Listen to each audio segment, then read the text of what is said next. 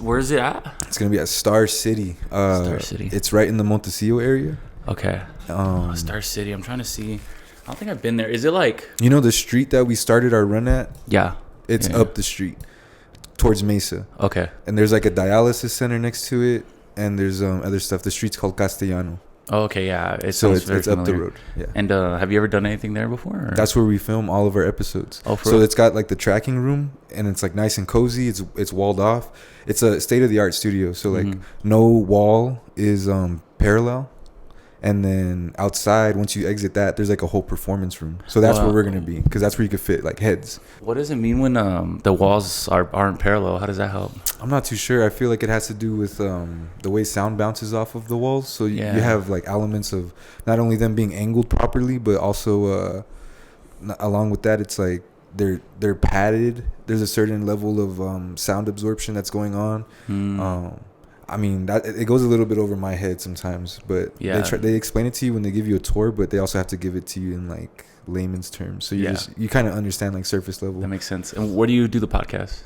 The podcast is at David. So David's my business partner. He's my best friend, the other half of Emmeff. He's lived in that loft around Sunset Heights. Okay. He's lived there since like 2018, maybe 2017, and a friend of ours, an old coworker, used to live in the top loft. So we've been in that place since 2016, like pre-gaming Neon Desert and everything. And it's funny to think all these guests coming in don't really realize like the history of that like loft. It's got a lot of like character. Yeah, man, it really is. It's had a lot of years to develop, but that's been good for us, because honestly, like midnight sessions, bro, like it's really hard to just produce those all the time. Yeah, I mean, the production value and just. Yeah, it's super good, bro. It's very high quality, and so you can tell it'd be really tough to like do one of those a week, right? Yeah, so the podcast really allowed us to like finally take the next step in having consistent content. Because when we're in the off season, I mean, all we can really do, I guess, is just post like throwback clips of our old music. But we're trying to expand on the music side too, though. Something that we can produce at a higher volume as well. Yeah. But we're just kind of shaping it out year by year. 5 years, man. Like it took a while just to get to this spot. So yeah. But I think it's exponential. So wherever we're at 10 years isn't going to be another like 5-year gap. It's going to be like 3 of these that just happened. You know? Damn, that's insane, bro. 5 years is a good amount of time, and you can tell just by like I said, the production level and just like the attention to detail you guys do. Like you definitely have experience and stuff. So yeah, that's sick, bro. So yeah, this is episode 37 of The Most Vulnerable Player. We're sitting down with Evan, and then last name Romo, right? Romo, yeah. Evan Romo. Super excited to be sitting down with you, bro. And it's so he has you have your own platform, and I guess the umbrella name for all that you guys do is Emmeff Pearl, right? Yeah. And then so you guys really do a lot with like local artists. You have the I guess not branch, but you have like a series, I would say, called like Midnight Sessions, which is essentially just live like intimate concerts. Do you guys ever have an audience there? It's just a production crew. Yeah. So yeah, I mean, that's sick. It's kind of, I mean, I think Tiny Desk was maybe like the first people that like started doing that. Yeah. And that's like our primary inspiration. Yeah. Like, and you can, no secret behind it. Yeah. I mean, you can tell that you guys are doing like a good job of, first of all, like emulating that, but also having your own spin on it. I think that's like super dope. So you guys have a bunch of super dope artists. And then the other series you guys have is Live at MFHQ, which is your podcast, which you guys been doing for about how long, would you say? We just started, I guess, in December filming them, but we started releasing the first Wednesday of 2024. Okay, and you've been almost every Wednesday, right? Yeah, every Wednesday. So next Wednesday will be episode 15. Episode 15, hell yeah, dude. Yes, sir. That's sick. Yeah, that consistency is everything, bro. Like I've been doing the pod for what, like I would say this past March it was like a year. Well, I did my first episode like 3 months before, but it took me like 2 months to really like find out where I was going to do a studio. So once I got that up, like it was a little bit more, but I didn't really start being consistent until like 8-9 months in.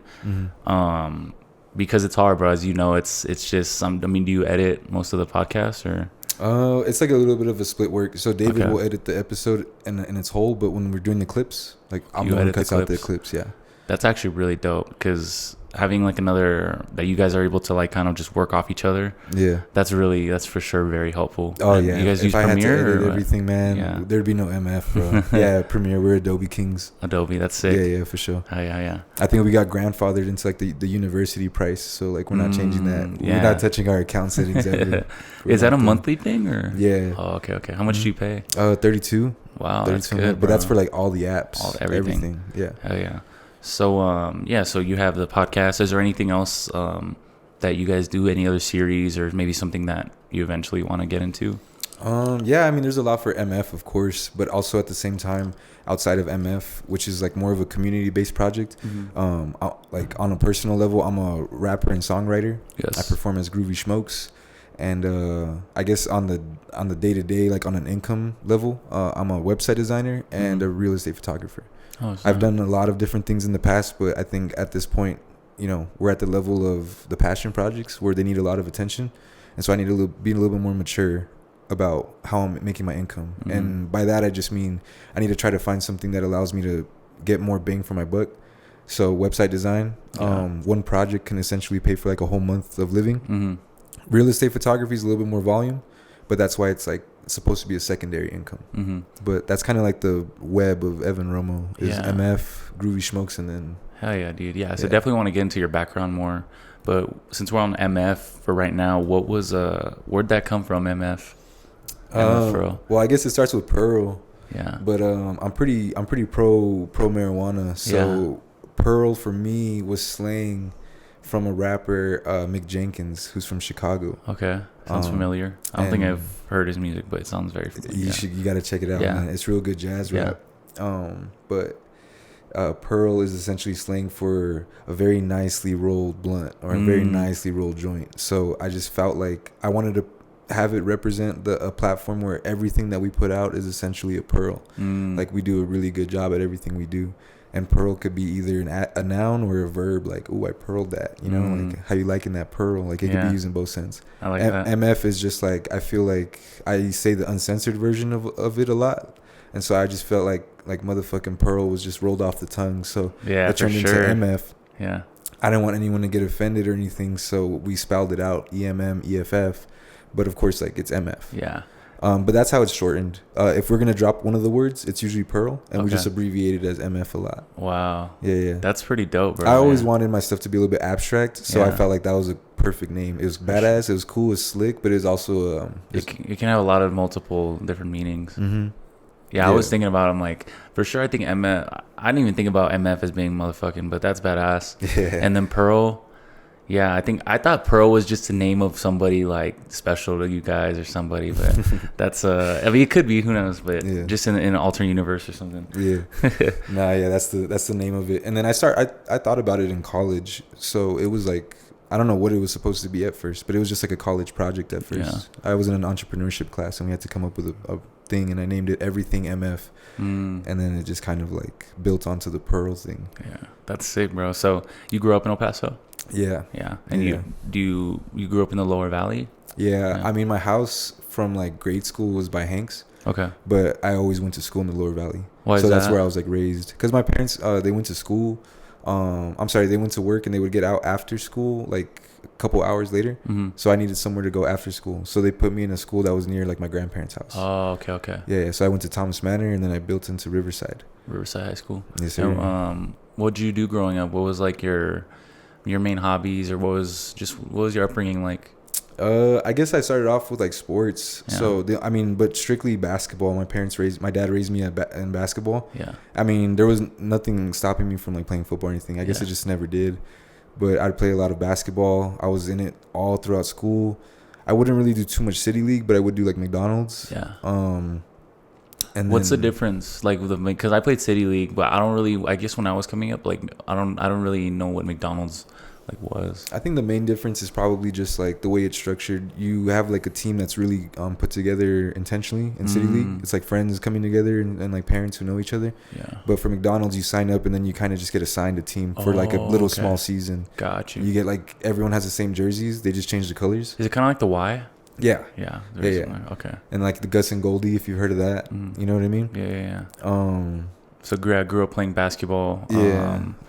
Pretty average, man. Like just basketball and like video games. Like that's what I was doing growing up. And then like high school comes around, and I guess I just started hanging around with the varsity team a little bit more, and just shenanigans, dude. Like, yeah. Did you play? You played in high school? Yeah.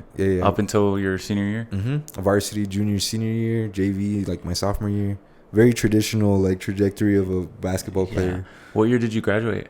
2013. 2013. Okay. Yeah. Trying to think. I don't think I know. Yeah, I don't really know many people from Riverside because I grew up in the Northeast. I know my brother went to my Andrus, but he didn't play basketball. So did you grew up knowing Freddie? Rumford? Yeah. No, I met him through Rumford. Oh, for real? Yeah, but like during the COVID, the lockdown years, they had like a 100-mile challenge, and I had signed up online, and then that's how I got connected to them. Yeah. I like the branding of it. I was like, this is slick. This looks like somebody knows what they're doing, you know? So I took it a little bit more serious, and I mean, we all know what it's become now. Oh, bro, it's insane now. Dude, yeah. So when you grew up, I mean, playing basketball, video games, what did you envision yourself doing? Like, let's just say, like, when you were about to graduate or even just out of high school, what did you see for yourself? What did you want to do? I mean, I was pretty smart in school, so like I would get a really good, exam scores and everything. So when I'm going to college and I'm applying and I'm talking to my school counselors and everything, they're encouraging me to do engineering. I wanted to design video games myself, so I figured computer science engineering would be the best start, and then I can do anything like specific trade school or whatever the case may be. So I started off as that, but you went to UTEP? And I graduated in 2018. Okay. But the first like moment I sat into my university class, my 1301, it was a engineering based one, and it had math in it, and I was like, nah, fuck that. I did too much of that already. I did like calculus BC and stuff. So when I went into college, I didn't have to do really any math classes, so I was able to get kind of straight into my major. But I like the basics that I still had to do. I stuck to them my first 2 years, and I kind of hopped around majors until I fell into business school. Okay. Yeah, and then I ended up graduating with marketing. Okay, damn.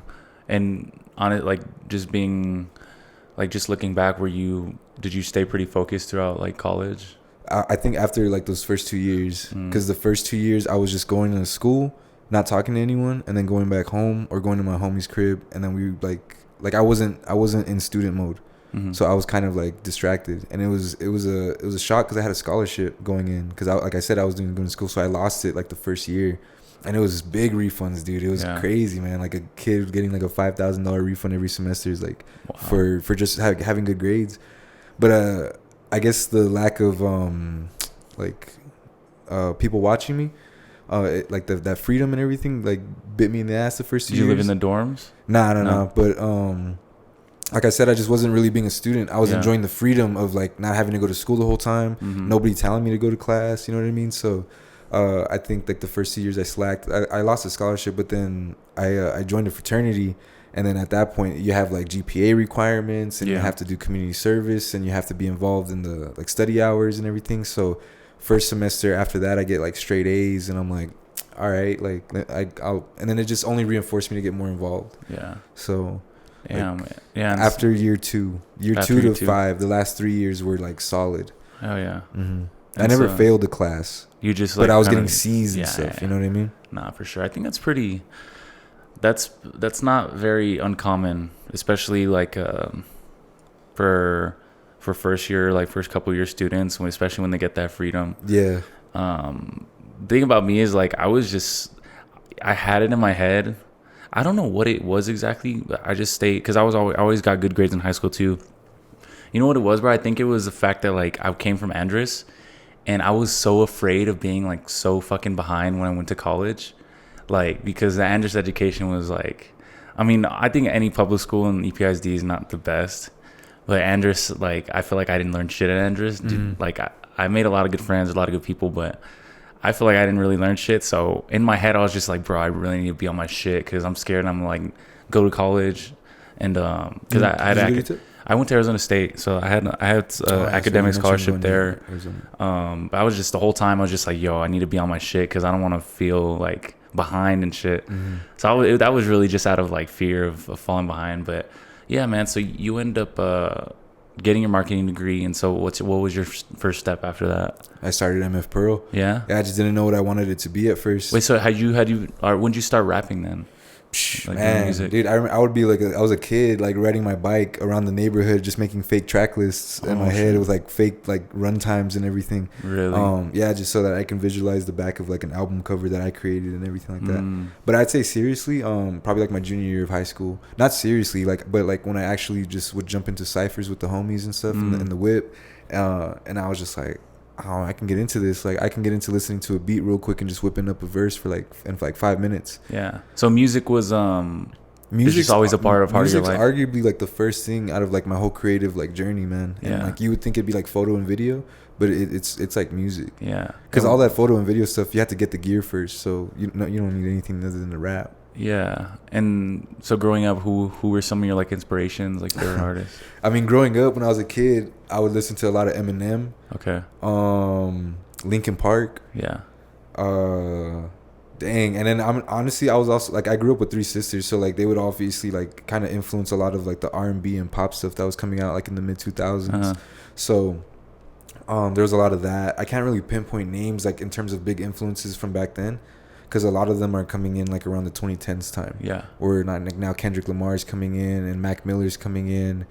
Tyler the Creator at that point was doing some weird shit. Yeah. So like, but at that time, like that's who was influencing me. For sure. Joey Badass. That's probably the one that influenced me the most into like my writing style. Yeah. Were you the youngest or? Yeah, I'm the youngest of my. You have my older sisters. 3 older sisters. Yeah. So are you an uncle yet?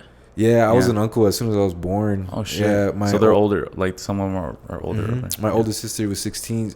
Was 16 when I was born, and she was having her first child. Wow. Yeah, young mom. Oh wow. Okay. And then so my oldest nephew is like 5 months younger than me. Oh wow. Okay. Yeah. So I've been Theo my whole life, bro. Yeah. My whole life. That's crazy, bro. Wait. So. Hold up. Wait, do you have a nephew that's just about your age then? Yeah. Yeah. Or he'll be my age technically at the end of May or like mid-May. Okay. He's like, since he's 5 months younger than me, he's still 28. Yeah. Damn, that's trippy. That's cool. Yeah. So yeah, you get to, so you said junior years when you start like just kind of fucking around, like just doing the freestyling, and did you ever write anything like up to that point? Yeah, we were writing. Yeah. I was writing my lyrics. I'm not one to go ahead and say that I'm a freestyler. Yeah. I respect people who can go off the top of their head, but that's another debate for another day about whether if a freestyle could be written or not. Yeah. I feel like a freestyle can be written. And I specify by saying, they're going off the top. Yeah. And that's like more like, Oh, okay. Whatever you're feeling. Yeah, that's true. Because I feel like a freestyle can be like maybe something you've written in the past. But there's no concept to it. It's just kind of like loose, braggadocious rhymes. You know what I mean? And I can hit that for sure. But I write my lyrics. Okay, yeah. But like for yourself, because I have no fucking... I have zero like ability. I mean, I'm sure if I really tried, I could, but... I just feel like my natural ability to just kind of like ride the beat and just like think of shit on the fly is very limited. How does that feel for you? Like what can you say whenever you're just hearing a beat? Like, do you feel like you're just it kind of comes like easier to you? Kind of, but you'll hear a lot of like repetitive like go-to phrases and words. Like I'll usually, if I'm freestyling off the top, if I'm just trying to like find the flow of a beat and like figure out what I'm gonna say or something like that, like you'll hear a lot of like, and when like, and you'll hear me go to that a lot just to kind of like bring me back to a different flow. But that's really the only space that I'm like doing that in, is when I'm like kind of trying to like figure out a flow for a song or an instrumental. Outside of that, I don't really dive into like off the top stuff. I take a very different approach to my music, and there's really a lot more like, I'm usually like in album mode. Okay. So that really does require a lot of like just writing it out and everything like that. Yeah. So when did you drop, like, you dropped an album before? Yeah. I have two albums out at the moment, and I'm working on my third. When did you drop your first one? 2018. Right when I graduated, I started Emmeff, and then I hit up a studio for the first time, and I just asked, I was like, what would it cost and what would it take to go ahead and just record an album? And so you already, you had already been like writing stuff at that point? Like that first album's called Glide. And it's just kind of like a collection of stuff I had written throughout college, and then so I just released it. And you hadn't recorded it? It was just writing? Yeah, I mean, I had recorded it, and I'm sorry, I had written it, and I already had like the beats that I was gonna use for it. So I had already had them rehearsed. So it was a really efficient project. Like I just went into the studio, got my stuff done, and got out. Wow. But I mean, it's also because I was very prepared. It's not because like I just had it. You know what I mean? For sure. How does that work? Because I'm always curious. Like, you have the lyrics first and what you want to write, and then you get the beat, or you listen to a beat and you're like, you start feeling it and then you start writing, you know? Is it, I mean, sure, it's a different process for everybody, but what's like your process like? It's not always the same, but it's always like one of the two. It's either I go ahead and have like a couple bars already in my head that I thought would be really cool. And then I just try to find a beat that I can like immediately jump onto it, and then I'll just commit to that beat. Or I'll find a beat first, and then I'll just kind of like listen to it on its own for a little bit. And then once I find something that's like appropriate, I'll kind of keep it in mind, and I'll just be able to attach it. But it always starts with like at least a couple bars. Okay. And then that gets infused into a beat. I don't really ever have like a full verse that I can just apply to a beat. Yeah. But for the most part, I'm in the stage of my artistry right now where like I'm really adamant about using original composition. So I'll get beats as a reference, and they're eventually going to turn into an original composition from an actual producer that I'm working with, so that it's only for me. But like the reference is so that we can keep the tempo. Okay. Because like, I still want to have those verses like fit that flow. Yeah. What's your creative space like when, like, give me, all right, I'm trying to record a song, and I'm sure it's different every time, but is there a mode you have to get in, or like a certain place you want to be at? Maybe it's your house, maybe it's somewhere where you can like just focus and just be in your element type thing. I guess the only place where I'm isolated is like during the writing process. So for me, it's usually just, I like to sit in the whip and then, you know, just like get into my space. If I'm not driving, I mean, obviously I'm not driving, so it's like a lot more quiet, you know what I mean? And then the instrumental could just like be a lot more louder, and I could just focus in on that. And then I'll just kind of like write like that, you know, I'll put it on repeat. But sometimes if I'm really in the middle of a verse and I really want it to be flowing, I'll just rewind to a point, and then I'll just keep going and going. And it's a really repetitive process. And I've tried writing with people. I've tried co-writing as well. I think it's possible, but it's not really like my strong suit. Like for me, I really treat writing as like an expression of the shit that I've been feeling. And so it's a really personal process for me. And I think that's why like the car feels like a good thing, because it kind of does like keep me really isolated. It doesn't have to be a car. I could be chilling in my room, in my space, and all that stuff, and I can get raps written. But if we're talking about the primary thing of my writing process, it's that I like to be isolated and just like be as honest as I can during that process. You know what I mean? For sure. It's a very vulnerable thing you have to go through. It's really the only way that vulnerable. It's really the only way that I express myself, you know? Everything else is like a community thing where I'm behind the camera and I'm trying to showcase someone else. So here I just feel like this is my space. So I really like flood it with just like honesty and everything. And I can't really see myself like just having my notebook with someone like kind of writing with them about it, you know? And how do you what do you feel like your songs are about? It's just experiences you go through, or? Yeah, but I also like to go ahead and format them in the form of characters. So every character that you see on these albums is like a piece of me. It's part of me, but it's not like the complete version of me. So Glide was like just like a collection of songs that I had written. There really wasn't the concept behind that just yet. But the second album, Apple Bags, is when I took on this character named Lou Steady Hands, and he's kind of like slanging bud. But he's not really like doing anything big. He's getting enough to kind of like pay a couple bills and stuff like that. So shit's not really easy, and all the weight of this guy is like starting to weigh down on him, because he's got this girl who's like doing good in life, but at the same time like he's like paranoid that she's gonna recognize he's kind of like bumming it, and and so he's like getting paranoid about like where he's at in life, and it's just kind of like leads to him getting fucked up at a bar and then getting into a really bad accident. And so like the album kind of ends with like the uncertainty of, does this guy live or not, you know what I mean? But that's that album. So that the whole album is essentially just a story. Yeah, it's like a concept album. But I want to take it further and say that Groovy Schmokes is a concept discography, and all the stories are connected. So like one of the characters in that album, Stan Z, he plays the character of Shaba Rain, but he's going to be popping up in a future album still as Shaba Rain. So like when I ask someone to join me on an album, it's not really like a traditional feature. I'm asking them to commit to a character, and like you might pop up in various albums. Yeah. but like Damn, you might get killed off in one of the albums, you know. So it's just a constant. It's just story almost. Yeah. I mean, it's essentially a story, and you can fit all the pieces. Can you listen to one album and know what's going on, or no? You have to. Is it like a chronological thing? Yeah. No, I want to design it like that for sure. That way you can just pull them all out. They all have like on their own. They all have a beginning and an end.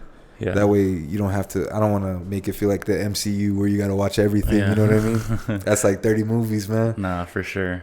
Yeah. So I mean, you get into music heavy, and then you said that's where. When you graduated, that's where Emmeff started. So what were the first steps in that? Like, what did you envision for it at that time? And how'd you, what's the origin story of that, essentially?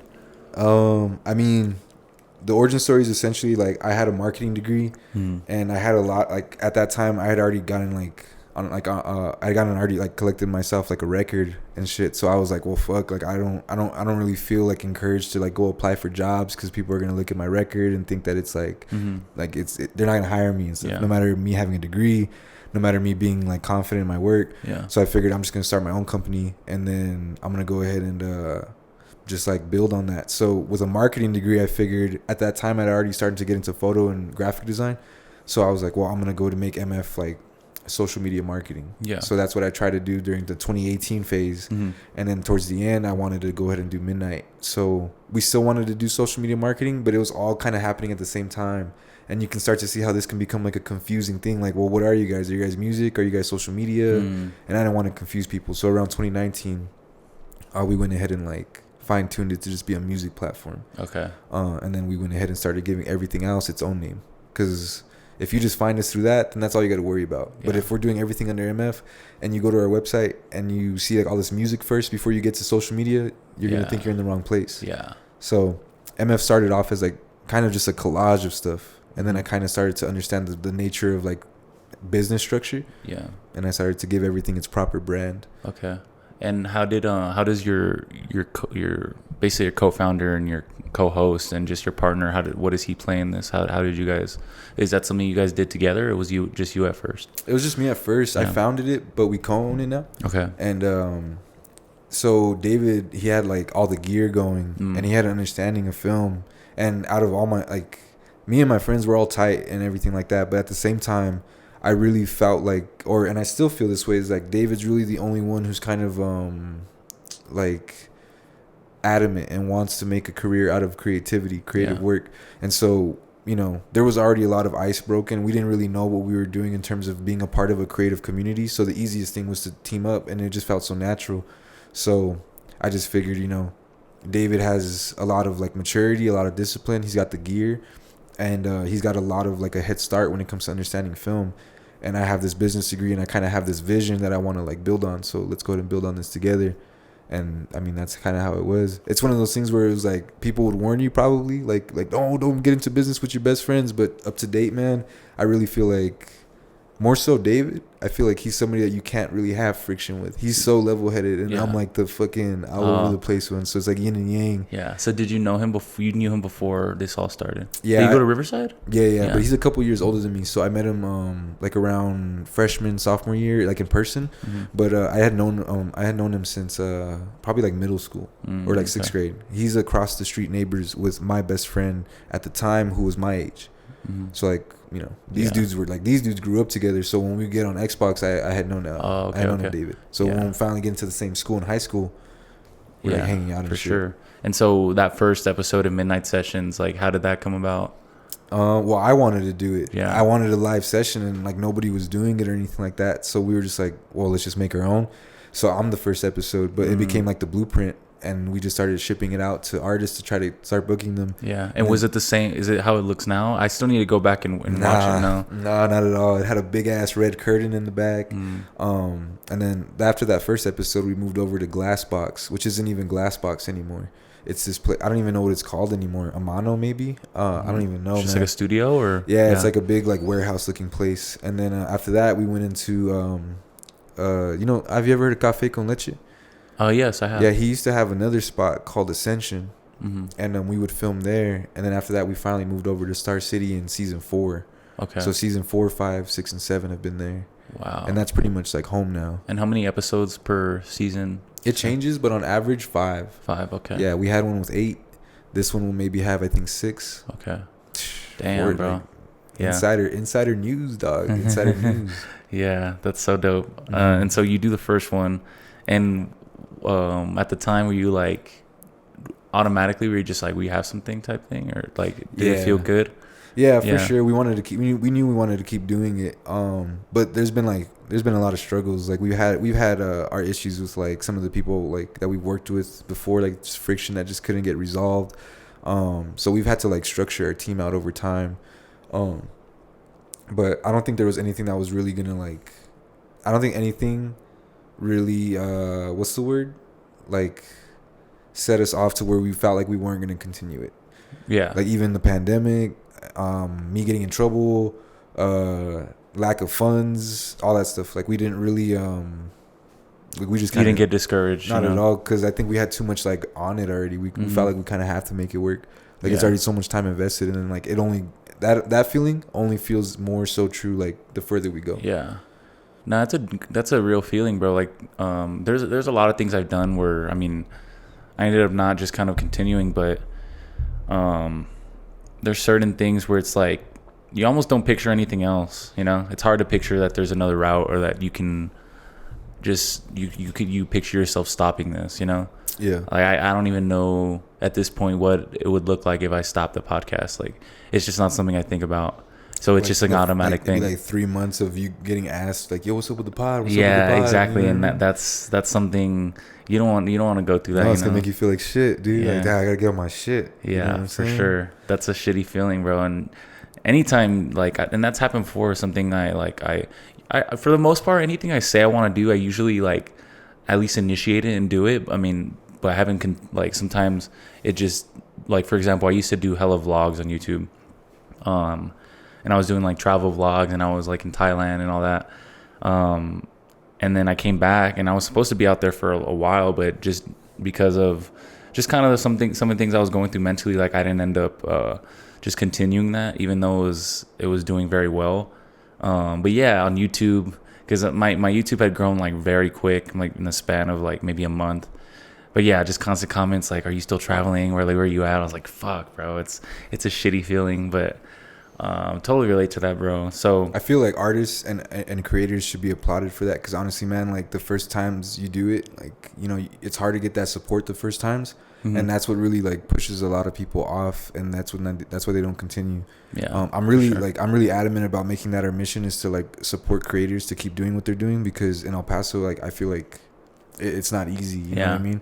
There's a constant battle of us having like a really saturated market in LA where you're like, do you want to be there where everyone's doing it and you gotta like dog eat dog, or do you want to be here where it's like a desert, like a dry land, and like nobody's really here to see it? Because we have like a lot of talent here, but there's really not a lot of platforms that put it out. And so I really think that's one of the biggest things that creators need to be applauded for, is like not giving up, because it's really easy to just be like, oh well, that was a waste of time. Not even on like a sad boy shit, it's just like that was a waste of time shit. And then like there's a lot of different emotions as to what could lead you to like not continuing. Yeah, for sure. And do you feel like early on, I mean, I think I kind of maybe already know the answer, but like the support, like it was just early on, like it was hard to get people to pay attention.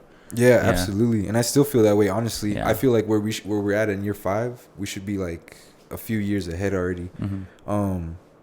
But I mean, I'm glad that we're kind of like going into, because I've been like shaping out my opinion on this over the last like few years of the creative community, and I just feel like a lot of the support within the arts, the music and entertainment, like on the ground level, and what I mean by that is like musicians that are from here, that are making music here, and you know, they're learning how to play like live instruments, and they're putting together these sets and performances. I feel like the crowd behind that is just a lot of each other's friends, and you know, support, like that's the foundation that we're all built on. But we need like the community to be more curious. I don't think I actually like, I'm gonna kind of like reference one of our guests that we haven't put out yet, but he had mentioned like we don't have a curious community. We kind of just stick to what we know. And I think in our city right now, like we don't really have a platform for hip hop, R&B, jazz, neo soul, indie and Latin indie. I don't think we really have like a collective like platform for that. We have like venues that are putting together shows, but there's really nothing that like that you can see that isn't going anywhere. Because if you miss the show, you got to rely on like video, phone clips and everything like that. we have a very saturated, I think, audience when it comes to music, and I think our music community is very focused on like electronic music, and I really think that there's like a big, vast opportunity to like make this a more complete music experience. Yeah. And so, because we kind of stick to what we know, I really feel like the support for this project is gonna come in like bits and pieces, and hopefully it blows up at some point to a larger level. But I think it's just a matter of time, honestly. And like you said, like you saying you feel like you should be ahead. I mean, I think like you guys are on your own path, you know. Yeah, and I feel and like it's a big battle. I don't mean to cut you off, but it's like it's a really big battle of like trying not to get too defensive and like taking things personal. Like, why am I getting overlooked all the time? Versus also being kind of proud that you have something that's fresh and it's gonna take a while to like bloom. Yeah. And so we're in there now. Like, I really think, like, audience aside, getting a season-wide sponsor from the city of El Paso has been like a big sign that like what we're doing is valuable to the city. For sure. And the audience will go ahead and come naturally. But that doesn't come easy. That like outlook on that, it's taken a lot of years of just like being very guarded, chip on my shoulder, everything like that. And I'm trying to break that, because I know that like I want this to be something special and I want it to be great. But that can't happen if like you have a very antagonistic like founder and organization that's backing it. Yeah, I could see that. And also, I feel like it's kind of essential sometimes, you know. Sometimes you really need that, like and it can get kind of old for sure, but you need that chip on your shoulder. You need to be like, yo, like these motherfuckers are really like or not even just doubting you, they're just like sleeping. Yeah, exactly. And it's just like, and you know what it is? I think a lot of it is I mean, and I mean this in no shade, like hopefully nobody takes offense to it, but most of it, there's a lot of followers, and if it usually takes one person of influence to like really start fucking with you, and then that's when, like, at least from what I've seen, it like early on, it's usually there's a few points I want to get to, but I feel like once you start something, it's like there's maybe some hype around it. It's like, damn, okay, good shit. Like, I see this is dope. But once you keep going, it's like, damn, this motherfucker's still doing this. Like, you keep doing it. There's consistency, and people for sure, like, it's not the same. But I feel like once you get past that, like, initial, like, because there's definitely a lull period. There's a very low period where you're definitely not seeing the same engagement you saw like when you first started it, and then you seems like not many people are fucking with it. But I feel like you eventually hit that point where, damn, all right, these people start fucking with it, so like, oh, maybe I need to pay attention to this shit type, like. And also has a lot to do with like the guests too. Once you're able to, and you can see it now, bro. I mean, just the quality of guests, and even just the artists you're having on, I'm sure you plan to have on, and I'm sure it's getting like a little bit easier to get those artists, right? Oh yeah. Especially with like out of town artists, because like with the sponsorship, I can offer them hotel stays now, 2 nights hotel, and like flights. And then of course the whole midnight experience. It's a photo shoot, it's a podcast episode now, it's the session, it's all these graphics. Moy, the City Magazine's best fine artist for 4 years. Wow. He's collaborating with us and helping us design the official posters, and they're sick, man. Moy gets down for real. When I felt like things were a little bit like, you might feel like you're not getting the support you feel like, you know. I think that's when you have to really lean in on like, I really fuck with what I'm doing, and I know there's something there, you know. I mean, go ahead, sorry. Oh no, that was it. I feel that way too, man. And at the end of the day, like, I think my motto after about a month and a half ago, I think it's kind of just become like this phrase in my head, like, until you can't ignore it. Like, I'm just gonna keep putting out content until you see like what the value is, and eventually we'll sit down with someone that you're finally gonna look at and you're finally gonna pay attention to. But then hopefully it's intriguing enough for you to go back and realize, oh, there's like 30 episodes for me to watch now, and all that stuff. So I'm okay with that. I'm okay with natural growth. I can't expect somebody to like already know who we were by episode 1. But at the end of the day, I just feel like there's a lot of moments where I'm just like, dog, this shit should have popped off already. What are we talking about here? You know what I mean? Like, why isn't this inspiring more platforms? Like, there's a lot of people I feel like in the city who have the power to go ahead and become Emmeff Pearl, like day one, where we're at right now and beyond. They have the money, they have the resources, and they could do something great. And they can really challenge like how we go ahead and like perceive entertainment and like take it in as a city. And they could really change the narrative and direction of like El Paso's like culture. and they just choose not to. And I'm just like, man, like, all right, well, I mean, we'll take it, but it's gonna take us 10 years when it could just take you one day. Yeah. And like, I'm saying this from a position of where like, if you did that, we'd probably get like erased because we're like, we can't keep up with that. But I would still want that because that's the reason why we do what we do. Yeah. I want Isaiah Rashad to come to El Paso, and I want like these other artists that I'm a fan of to come to El Paso, but there's really no audience for it. I feel like Lowbrow is carrying a lot of the weight of like this pool of genres that I'm trying to like show more love to. Yeah. And shout out to Lowbrow, but I feel like there should be like a lot more of Lowbrows. And I'm sure there's a lot, and I'm not trying to like miss out on other venues that do put together those types of shows, but I don't think there's enough, and I don't think there's enough that have like that same stature. Yeah, for sure. Like, I'm really big on live instrumentation, and that's the only requirement that we have for Midnight is if you want to be on it, you have to like have a band. And that's just because we want to go to and like make music feel like a unique experience. And I'm trying to change the narrative as much as I can on like local artists. Like, I don't, and I'm sure you don't feel this way, but I feel like the general populace like kind of feels like they hear El Paso artists and they're like, they kind of like nod it off. It feels like it's a disqualifier or something like that. It's nothing to take serious. But I'm like, nah, man. Like, you hear some of these motherfuckers and they have sets, bro. They got like music. And so, what do you think it is about like just the community? I guess because we're not like a city that people come to. So because of that, it's like if you're making music from here, I don't know. Like, we just don't really have a city that I guess knows that we have a very good, talented core. Yeah. But if somebody comes from out of town, it's a lot more attractive. Yeah. And I feel like that's honestly every city, and I've been talking about that a lot lately. I'm like, is your hometown ever gonna be your biggest like fan base? And everyone that I've been talking to kind of like comes to the conclusion that like, no, like once you go out of town, they're gonna fuck with you way harder because I don't know what it is. It's you're a mystery to them, you know. I think it's a very common thing with anybody. You know, I think it's funny because I'm not the most religious person. But I remember reading, like, I just picked up the Bible, like, just out of curiosity, like, here and there, you know? And, one of the main things I remember was, like, Jesus, like, I don't even want to, like, cause bro, trust me, I'm not religious or anything, but just for context, like, he couldn't really even go back to his hometown where he was from. Cause he grew up with those people and they didn't really see him as like the people that, the like people outside they claimed he was, you know. He would go back and they didn't accept him there. So even from the earliest of times, like, I just think it's a thing where I think when you grow up with people and you people know you, it's like they're just so I guess there's they already have this image of in their heads of who you are. Yeah, they don't need to hear your story. Exactly. And let's just say they see you doing well, it's more so like maybe it's a little bit of envy, maybe it's a little bit of like, oh, I know who that is, like yeah, and it's an unfortunate that's what thing. I'm saying. Like, it takes away that mystery factor. Like, you can't be big. Like, I know who you are. I went to school with you. Exactly. Like, I saw you at the basketball game or some shit. Exactly. Like that, so.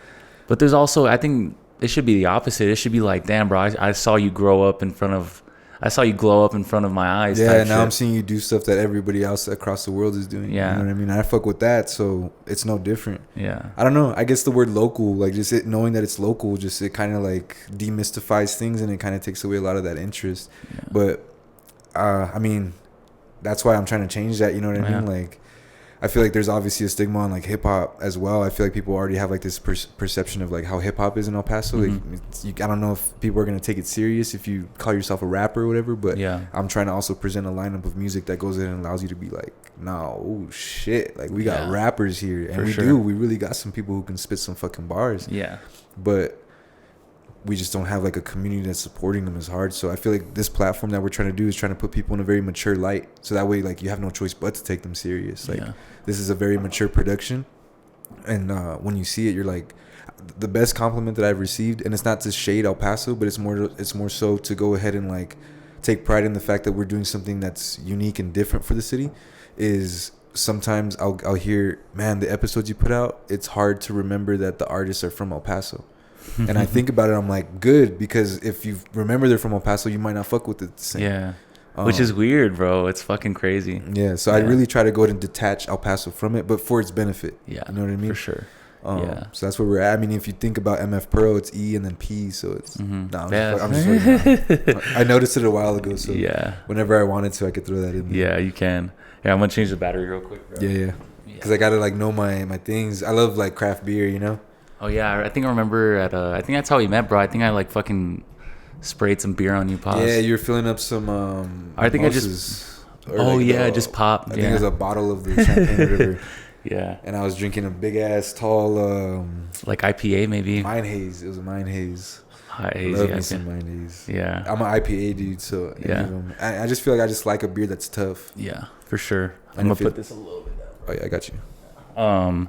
Yeah, I think with drinking, I'm not a huge beer guy, but if I'm gonna drink a beer, it's gonna be an IPA or something craft, because like a lager or just some bullshit like that, I think it all tastes the same to me. So Nah, yeah, I try to stay away from them, but I'll sip anything, man. yeah. Yeah. And I mean, you said you're very pro marijuana, so do you smoke pretty often? Yeah. I'm a daily smoker for sure, man. Yeah. Yeah. How do you feel like it helps you or benefits you? I think it's just like a process of like, it's not so much that I'm over here getting like stoned or anything like Yeah. that. It's more so now at this point, it's just like the like fixation of like smoking kind of just like reminds me to just chill out a bit and everything like that. Cause I feel like I don't really go get checked for it or like diagnosed for it, but I feel like I'm an anxious person. I feel like I have a lot of anxiety, and I don't know if it's because I'm like always just trying to like plan and think about things, and it like causes me to just like pace the house a lot and just like, you know, I have like fucking like conversations in my head about things. And So when did you first because definitely wanted to get into that too, so yeah, do you feel like it's something you kind of struggled with like most of your life? what, anxiety? Yeah. Probably. I mean, I feel like I'm an overthinker for sure. And I think like it showed in like different points in life.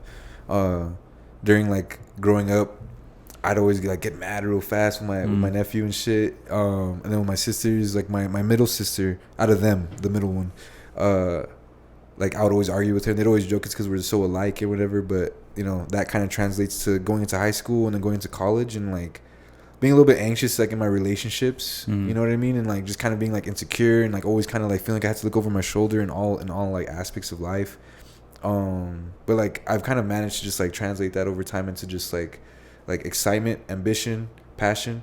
But I feel like it was like raw, just like energy, like raw anxiety at first. Yeah. You know what I mean? That I kind of had to like channel into a more positive light. Did That's you where have I'm any? at now. Did you have any physical like symptoms or anything?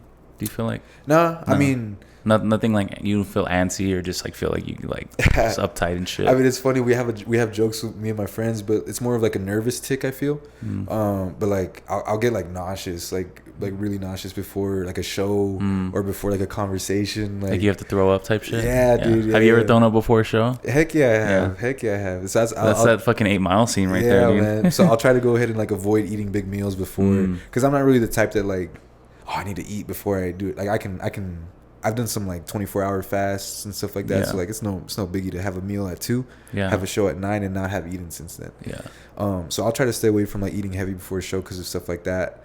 But I mean, outside of like that, I don't really have like, I wouldn't have like panic attacks or anything. Yeah. You know what I mean? But I would just be very like, like I think one of the things that you can see, I wouldn't call it a physical tick or anything like that, but like sometimes I'll be very distracted in my conversations, like when I'm communicating with someone. Yeah. And I've had to really learn how to just focus in on the conversation, because I think that anxiety translates to me being like all over the place in my head.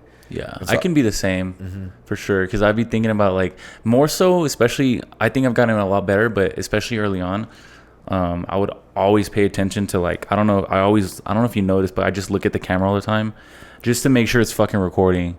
Even though it's like I know for a fact it's recording, it's like I just be looking, bro, just because You don't know for a fact. Sometimes it's not. Yeah, man. sometimes it's not, bro. Yeah. So, and then I make sure like that's recording, because I've lost podcasts before, bro, and that shit, it sucks, bro. It fucking. No, I feel you. Have you ever had like an experience where you lost a recording or lost something like that? Not an entire recording, but the mixer that we have, it's like frozen on us a couple times. Shit, and so like now it's David's managing the camera, so I'll take care of the audio. And so I got to make sure that like it shows you the runtime, and so I got to make sure that thing's ticking, because if I see it freeze, I'll pause the conversation, and then we'll just have to like hard reset it. Like what I mean is like we just unplug it so that it could just like die, and then we'll put that. But it still records what you have. Luckily, it didn't lose any of the audio. So we'll make sure, we'll import it real quick, make sure it's there, and then we'll pop it back in and just turn it back on. But the worst case scenario so far has just been me not looking down often enough and like losing like 5 minutes of a conversation. Yeah. But it's crazy how that shit, like, just fucking technology will fuck you sometimes, bro. Like, dude, there's been times like we've had to reshoot two midnight sessions before. oh And fuck, that's a bitch, dude. oh bro, I bet. Big bitch, dude. Bitch and a half, bro. Straight up. Because I mean, yeah, you have get the band in order, get Dude, there's like 3 teams involved. There's the musicians, the film team, and the audio team. And so it's like, if one of them slips up, that kind of like creates like a reschedule for all 3 sides. Fuck. And so the audio just didn't get tracked correctly one time. So we really were limited on the mixing process. And so we had to reshoot it again. And I don't know if everyone just kind of was like deflated from that. So like the second performance it didn't have that magic. I gotta imagine. So we were like, fuck, okay, let's go back to the first one. And then we went ahead and we sang over it. And we had to like time it right and everything. And it's a perfect episode. But like even then it kind of like rubbed them the wrong way. So there was a little bit of friction about releasing it. Yeah. And it was like, fuck, like. Yeah. So we ended up releasing it and we were like, nah, we're not going to lose this episode. Like this is your guys' best thing. Like you guys can't, like, don't be dumb. Yeah. You know what I mean? Not to like say that we take advantage of an artist's art, but I feel like we made the right decision to like just kind of like still put it out for them. Yeah. So yeah, eventually, so you do the midnight sessions for, I mean, you still do them since 2018, and then you started the podcast literally 2023 December. Was it just more? You said it was more just like you wanted to just be more consistent with just content, really. I mean, we always wanted a podcast. Yeah. We wanted one for like 2 years. Yeah.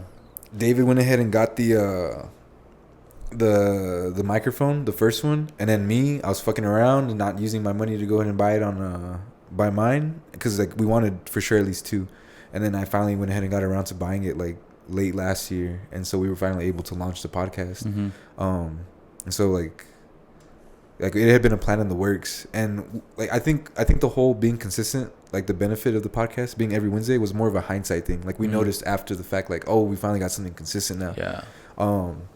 But going into it, I just kind of wanted to like have a podcast. I wanted to give us an opportunity to like be in front of the camera at one point. Yeah.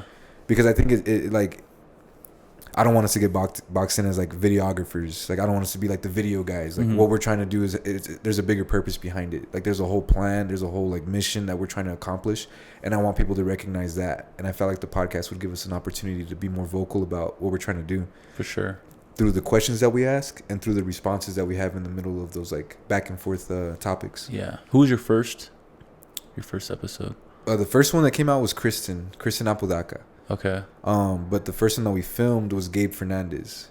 Gabe Fernandez. He ended up being episode 2. Is he an artist or? No, he's a behavioral design consultant. So yeah, you go ahead and talk, and you have meetings with him, and he kind of just like fleshes out what your business is, what your ideas are, what your feelings and emotions are, and he helps you go ahead and understand how to change your behaviors in order to like get your desired outcomes. Wow. Yeah, it's like a big background in psychology and everything like that. Yeah. So those first 2 episodes kind of established what we were trying to do. Start to expand with artists outside of music, but also get professionals of the world who have like very insightful opinions about how to be a human. Yeah. You know what I mean? Yeah. And how do you go about choosing these individuals? Oh, well, the first list of it is just kind of like, who do we know that we feel like we'd like to share their story? And along the way, we've had a couple of moments where like just being social now, like it's kind of allowed me to be a little bit more out there. So I've had a couple of people where I come across them now through connections and through just like being out there that came across into the podcast. Like after that, I just felt like, I want to kind of know about their industry, and I feel like anyone, like it allows you to apply that to anyone. You know, I'm not trying to get a celebrity. I'm not trying to get only a musician. I'm trying to get somebody who has a very insightful opinion about their career and how they've developed as a person.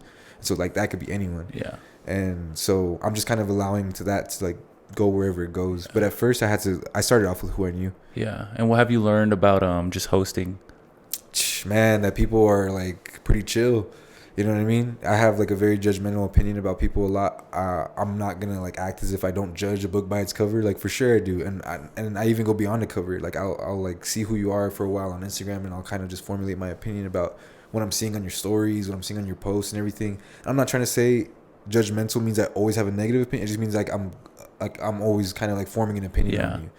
And I think we all naturally do that. I think it's hard to say that you don't judge at all, because I think there's a positive version of judging. But yeah, I mean, yeah, just people are that like you find like you get a different perspective on people, And what about hosting itself? Like, what have you learned just through kind of, I feel like it's an art a little bit in itself, you know? Yeah. Oh yeah, dude. And I've gotten compliments that like made me feel really good about it. And I'm Yeah. like, okay, let's keep this going. But I think just like, I've learned that I want to keep reinforcing my curiosity. You know what I mean? Yeah. Like this can become big if you allow your curiosity, if you just allow yourself to like act on it. If you just have all these wonders and thoughts, but you never really act, I feel like that, like, I don't know. It just leaves a lot of room for like it leaves a lot of room for fulfillment, like there to just be grabbed and you're not going after it. So that's kind of like made me feel like I want to keep doing that. And in a weird way, it's really like, because the podcast is it's successful. Like people are like fucking with it. You know what I mean? So like it's really reinforcing us to keep going for what we're after. And it's like every Wednesday, it's a reminder that like we're doing something really important for not only El Paso, but eventually we're gonna have guests that aren't from here. Yeah. And it's gonna be like we're really making El Paso a hub of like creativity and community. For sure. At least contributing to it. We don't have to be the sole like thing of it, but yeah. Who's who's one of your like your dream guests? If you could have one. Locally, like a Beto O'Rourke, like Aaron Jones. Yeah. Not locally, Wemby. Wembyama? You're a Spurs fan? Yeah, or I'm a diehard Spurs fan. Wemby, Yeah. Tim Duncan, Ginobili, one of those dudes, or like, I mean, in the Runford episode, these guys were trying to tell me that Neil deGrasse Tyson is a industry plant, but I mean, I still want to interview him. That'd be crazy to talk to him. But surgeons, I'd like to. Yeah. You know, she passed away, but I think it would have been really cool to have Dr. Natalicio, who's the UTEP president.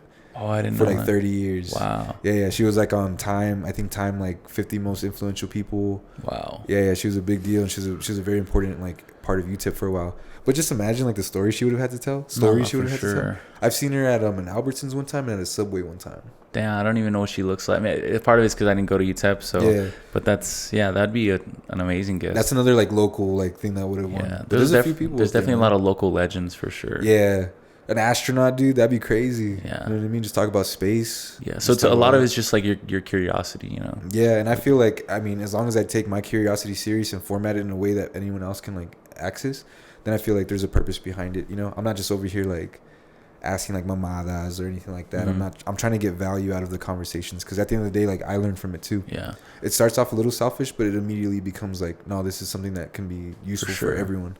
No, for sure. And do you go in with like set questions, or do you just let your curiosity Sometimes kind of? I'll have like 3. I'll usually have like one to start us off. Yeah. And then I'll just like let it freestyle the whole way. I think that's the best. I think I'm learning that's kind of the best way, because I used to even though I felt like I was pretty. The reason I knew that I kind of or at least one of the reasons why is because when I would like do little short films and I would interview people. That was like the best part for me. It was just like getting that interview and having that little documentary style like feel to it. But yeah, I was just like, damn, this part is dope. But essentially, I would like make a list of questions. I wouldn't send them all of them, but I would send the ones that like are gonna. I know that they're gonna have to dig deep a little bit as far as the mental health and the vulnerability, just so they're expecting it, you know. Yeah. But more so now, I've been just kind of like being a little bit more candid about it, and people will be surprised, man. Your curiosity will just kind of steer you in different ways. You just kind of have to like let it do its thing, you know. Yeah. I try to do that, and then at the same time still be structured. I think one of the most like specific compliments that I've gotten that I want to reinforce is I have a good way of like bringing the conversation back to its topic. So I'm like, okay, like that's important, because like for the YouTube chapters and everything like that, like it's really good to have like clear set topics For sure. For clips and everything. But yeah, I mean, man, hosting, bro, it's an art. Yeah. It's an art, and it's a benefit. Like I really love the podcast, and I talk to David sometimes about it, and I'll be like, I think the podcast is going to be like our biggest platform. Yeah. Like there's more volume behind it, and it covers a wider range of people. You know. Does David ever like want to hop on?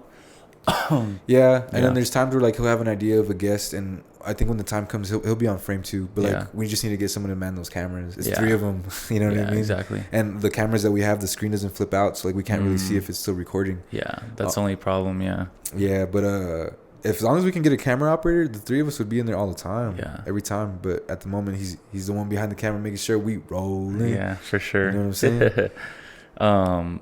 So when it comes to El Paso, like I'm just curious on like, what's your ideal day in El Paso, bro? Like something, like, let's just say someone's coming to visit you. Like, maybe it's an artist, and you're just like, yo, I want to show you the El Paso experience, bro. What you gonna do? It's gonna be crazy because like if people watch this, they're gonna be like, "That's not the El Paso experience." You know what I mean? I mean, Because it's like going to Cincy or some shit like that. But for it's me, very unique for you. Yeah, for me, it's just like we'll probably wake. I'm an early bird, so I mean, maybe we can like I don't know, do a run or hit the gym real quick just to get that out of the way. Got to do that. What time you waking up at?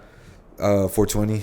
Yeah. I set the alarm for 4:20. Yeah. Oh shit, you really early bird, yeah. Yeah, dude. Yeah, that makes sense because the times you text me back, it was like at the same time, bro. I think it was it fucking 4:20, bro? It might have been. Holy shit, let me check this, bro. Yeah, I was like, bro, either he just went to sleep or he's fucking up. Sometimes it's both. Yeah. Sometimes it's both. Yeah. Yeah. Let me see, 4:42.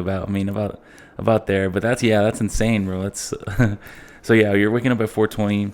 Monday through Friday. Monday through Friday. And what do you do at that? What do you would like to do at that time? Just wake up, and then if I wake up at 4:20, like for sure, because sometimes I'll just like that'll be my first alarm, but I'll go ahead and I'll what do you call it? Like it's really quiet in there, and if I could, I'd just do 3 a.m. and then just like work from 3 to 5:20, because then that's where I start to head off to the gym.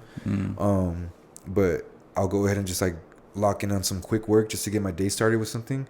Freaking middle of the night, big bright screen on my eyes, like just fucking my shit up. Yeah. But I'm just typing away, getting shit done. And so for the gym after that, like I go to the gym. Where do you go? What gym do you go to? Elevate. Elevate. Okay. Yeah. I fuck with Elevate, bro. Yeah. And then just get a workout in, strength, just like isolation stuff. Yeah. And then I'll come back home and I'll try to like get started on something major for the day. And then I'll try to like save any meetings and all that. Yeah. But for the ideal day, we do that, we get that out of the way. Or you can just sleep in, bro. Yeah. Like, I'll come back, don't worry, I'll be back. And then we'll probably hit a little wake and bake. Hell yeah. What to do in the morning? I mean, take him. I think a deal if it's a Saturday, you definitely take him to the run club, bro. That's very unique. We'll go hit that up real quick. Meet everybody, you know. Yeah, meet all the people. And I mean, if we're gonna be there for the whole day, I think I can like, even though I'm not really the biggest social person, I can still. Hold on, let's go get some breakfast real quick, dog. For sure. So you rather just cook? No. We can go get some breakfast. Yeah. And then I'll probably like I'm pretty simple, so like I'll probably take him to like a Crave or something like that. Crave is good. I used to work there. There's nothing wrong with Crave, bro. Nothing, bro. There's nothing wrong with Crave at all. You fucking with like the chilaquiles or the scramble, or what you fucking with?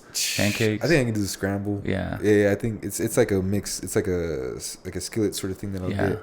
And then I'll get some fucking pancakes, bro. I think it's blueberry pancakes. Yeah, yes sir. We got the short stack blueberry with the lemon curd on top, bro. Come on now. Talk some different. All right. Yeah, I used to work there for a while, bro. So yeah. But then at that point it should be like 12 o'clock.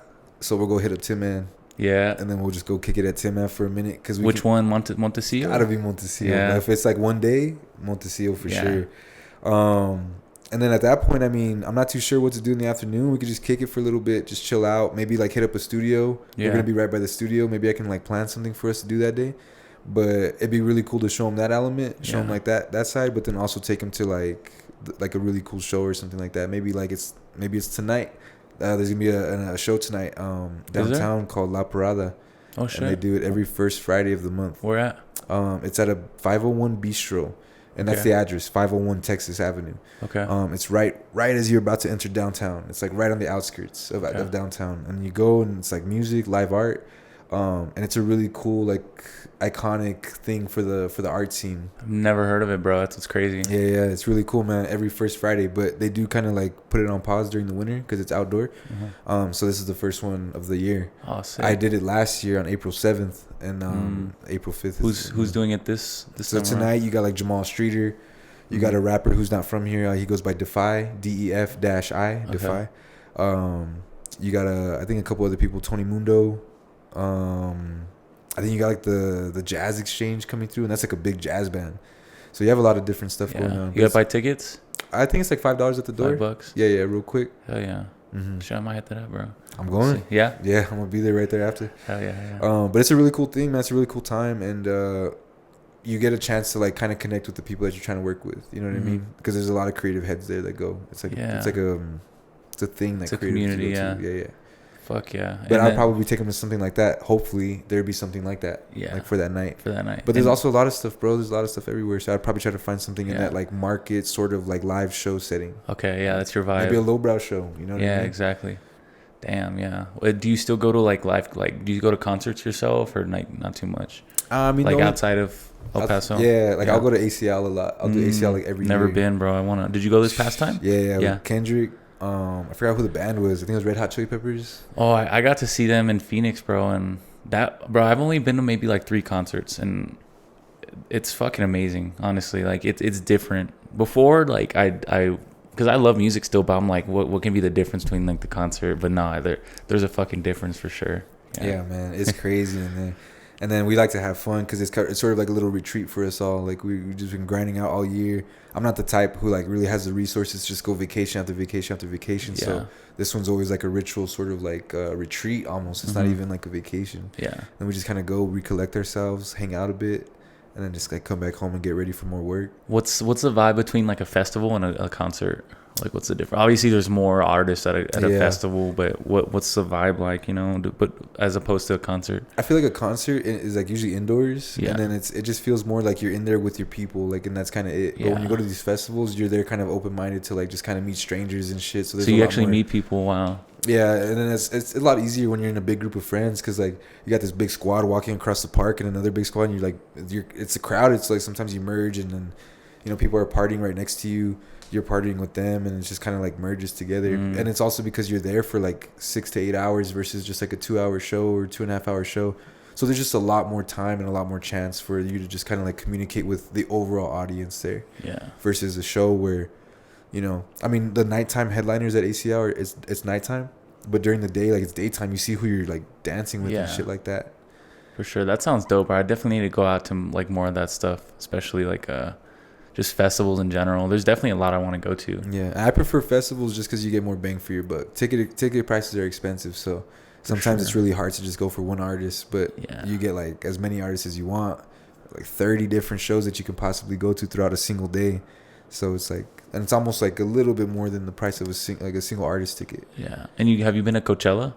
Nah. No. I'd love to, but I haven't been able to. Like, that's a whole thing because you got to stay there too. There and shit like that. Here, I'd probably get flights. Probably have to figure out the camping grounds. Yeah, and shit like exactly. That. It's a whole fucking process. But the moment I have the resources to, I'm out there. Yeah. I want to try that Lollapalooza. You know what I mean? And I noticed that on the Instagram post, you also like. It seems like maybe they're lyrics, but it seems like they're more like journal entries. Would you say? Yeah. And, do you just, is that something you just write every day like that? Yeah, and I started off writing in like a physical journal, but it just sort of became a thing that was like, I don't know. And I don't, it doesn't make sense because that's easier to do, because now what I do is I'll take a picture with my drone of like the sunset of the sunrise, and then I'll use that as like the photo, and then I'll just kind of journal in the caption. But that's like way more work than just picking up a paper journal. So I don't know what I'm talking about it being like it's just not a routine that I was able to pick up. Yeah. So I was like, I still want to journal though. I still want to put my thoughts down. And so I figured I'd just go ahead and do it like that. You just type it out then? Yeah. And I'll just type out like what I'm feeling. Like I do it on a separate account. So it's like kind of low key. So I know that like there's not really a lot of people watching. And it's not so much that I'm like, okay, let me take advantage of that and like just say shit since no one's looking. But it's more so like, well, I mean, no one's looking. If they want to look, they can see a little bit more inside my head. Yeah, and it's called Diamond Lung Endurance, right? Yeah, and it started off as like a run club thing that I was trying to do for the Lower Valley, but I mean, it didn't really pop off. And at the same time, I was like, well, I don't want to give up on it, but I also still want to encourage people to like get active every day. Yeah. So like along with the journal, I put down like what I did for the workout, and then like I'm trying to run every single day of this year. Sometimes it's not a run. Sometimes I'll just walk a mile or something like that. But it's evolved into I'm trying to get intentional mileage every day. Yeah. I'm trying to get 1,000 miles at the end of the year. Wow. So every day, like there's something to put there. Yeah. Sometimes it's not. Sometimes there's no strength. But I'm just trying to encourage people to be active and like go after their shit, because I feel like we've been talking about like lack of support and everything like that. But another thing that I feel like our city kind of has, and I mean, if people feel like they get offended by it or anything like that, then maybe there's something that's kind of like hitting you in the inside that you feel a certain way about yourself. But I feel like it's a really like lazy city, not just like with physical activity, but like going after what you want and everything like that. I feel like we have a lot of complacency.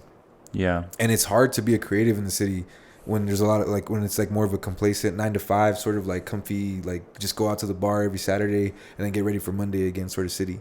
So, I'm just trying to go ahead and just be a fucking like overall individual that's like active and like really pushing like the limit of what you can do creatively. For sure. Whether it's like on a daily basis or whether it's like wow, the freaking story that they're telling behind their platform. Like, it's not just a live performance. It's a collection of live performances. It's a season. Yeah. And we brand every season with a certain image and a certain look. And then the podcast, it's got its whole other branding, and like, yo, like, we can have dope ass platforms here. Most vulnerable player, dope platforms. Just like platforms that are coherent. Yeah. You know what I mean? It's not like as if like I mean, by all means, if you want to do it, go after your dreams, but I don't mean it like that when I say this, but it's not like a dumbass is doing it or anything like that. Yeah. Like somebody who doesn't get what the fuck is going on, you know what I mean? Yeah. Like, there's coherency, and there's a drive, there's a mission, there's a clear statement, and I feel like the more we have of that, the more we can go ahead and like have encourage not laziness. Yes. Yeah, You know? I would agree. I think yeah, I think that's why I think there's a little bit of like closed-mindedness, because I think we're so used to, first of all, there's no real industry here in El Paso. Like we were just talking about this earlier. Like, there's not much. Like in Austin, you have like what about tech like the bar? What about like the bar industry? That's probably the El Paso industry, you know. Yeah. But about other than that, like you have Austin, like there's tech, you know. There's Dallas is more like just like big corporations that work there, you know. It's more like white. I would say it's like a little bit more white collar than Austin. You have AT&T there, which like has a lot, but like here it's a lot of just mainly a lot of local there's a lot of local businesses, small businesses, but other than that, I think that's very true, where I think it's just a much more work that 9 to 5, and yeah, you just kind of wait till the weekend. I know I'm really fucking locked in when I don't even know like what day it is, bro. It's just kind of like, either way, we're doing something where either we got a pod or there's something going on, you know. And I don't think there's anything wrong with going out, but if you want to play hard, I think you got to have you got to work hard too on the flip side of that. Yeah. The thing is, sometimes it gets harder to do both if one's more if like let's promising. just say, yeah, especially if you're let's just say you're going out. I feel like when I go out, the only reason I limit myself is because I know I'm the type of person that next day I'm just gonna feel lazy, bro. I'm not gonna want to do shit. So, but it can get a little bit. That's why I limit myself. Like, I know if I'm gonna go out, one thing I know I'm not gonna get super trash, you know. Like, and it happens sometimes just because of the vibe, everything. But I think it's just important to know your limits and know what really you know what you got to do the next day. And I think what Run For It has really showed me though is that people do want to get active, you know. And I think what they're doing with that, it's fucking crazy, bro. Like, just the amount of heads that go now, and just just that community that they've built for that. Like, it definitely has shown a lot as far as especially just getting active, you know.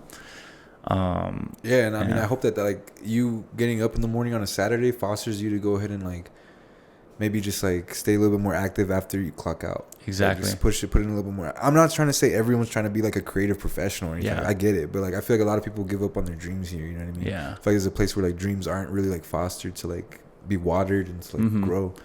And a lot of it's just like you start something and you almost feel that sort of resistance from people. Yeah. Yeah, absolutely. And you just got to like push through that and like kind of just figure out like.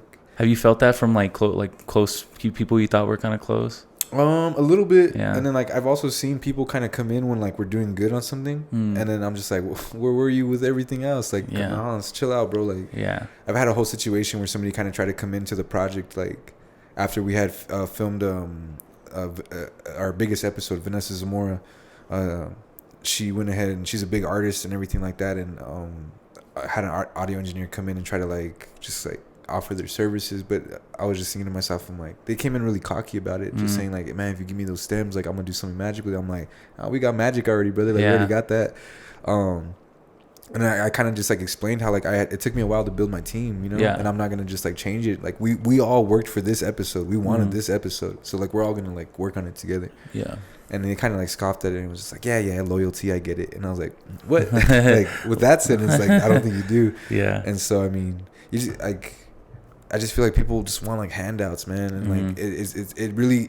I guess if I was on the outside looking in, I wouldn't take it so like hard. But like the reason why I do is because I didn't get that. And I was talking to what was I talking to today about it? My boy, the one that I go to the gym with every day, Stevan. I was telling him, I was like, bro, I think now that I look back at it, like, I'm not trying to sound like cocky or egotistic. I'm just trying to say, like, I think I have an understanding of what it means to like really go after your thing. Is, man, all I really know is making my own opportunity. Like, I haven't really been given a handout or like a easy way. I've had like support. I'm not trying to say that. And like, in no way would I be here without support. But I really feel like I've always had to like be the driving force behind a lot of this stuff. And so like when somebody kind of tries to come in out of nowhere like last second, it's just like, I mean, what are you talking about, bro? Like, what, like I have like there's people that represent that side of the creative community. And I'm just like, man, like vultures, bro. Yeah, vultures for sure. And so I feel like it's really encouraged to just kind of like take the easy route here a lot. And I mean, I think that's why people get frustrated when things don't work out, because like it's not coming easy. Yeah. And then it's like, well, everyone wants it easy, so like, you know, nothing's gonna come. Yeah. Like, No, for sure. There's definitely a lot of that, and especially like you feel like anybody's come up to you now that like they see the pod coming, like, oh, bro, different? It's not like, I'm not gonna sit here and say it's like I'm, first of all, like, I've been like, it's crazy getting like recognized from the pod where it's like, oh, you do the podcast. I'm like, yeah, but it's not to the point where it's like insane where I have like hella people all the time, but I do get a good amount of people like asking to be on the podcast, and it's not the easiest. I did, yeah, and but I mean, that's different, bro. That's definitely different.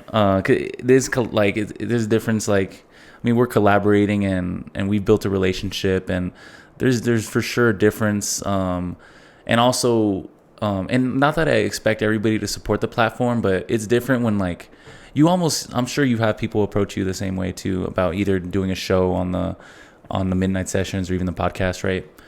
And it's not that I'm not open to it, but at the same time, it's like, sometimes you can just tell the intention behind it, and it's like, I haven't, because I peep stuff, and like I haven't seen any support other than that. Like, as like, you just kind of dry asking me to be on the podcast, like, bro, I haven't even, and not that I'm expecting you to share it, but at the same time, it's like, do you even really fuck with what it actually is, what the platform is, or just things like that. So that's why I try to keep in mind.